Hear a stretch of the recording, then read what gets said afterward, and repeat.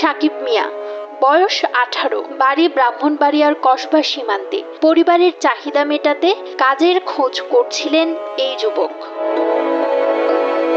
সাকিবের স্বজনরা জানান, রোববার রাতে কাজ দেওয়ার কথা বলে গ্রামের কয়েকজন তাকে সীমান্তের কাছে নিয়ে যায়। সে যাওয়াই যেন কাল হলো তার জন্য।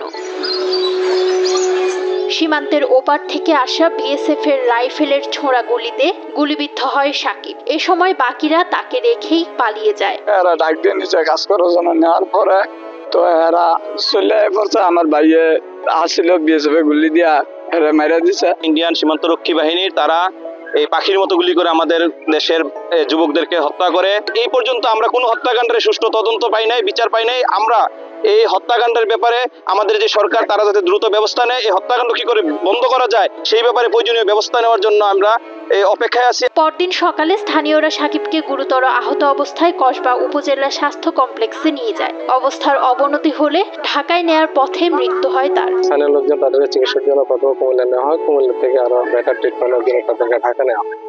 ঢাকা নেওয়ার পথে যে সাকিব সে মারা যায়, তার লাশ দেখতে পাচ্ছেন এখানে। এই ঘটনায় কোনো বিবৃতি দেয়নি বিজিবি। সীমান্ত হত্যা বন্ধে সরকার কার্যকর পদক্ষেপ নেবে এই প্রত্যাশা সীমান্তবাসীর।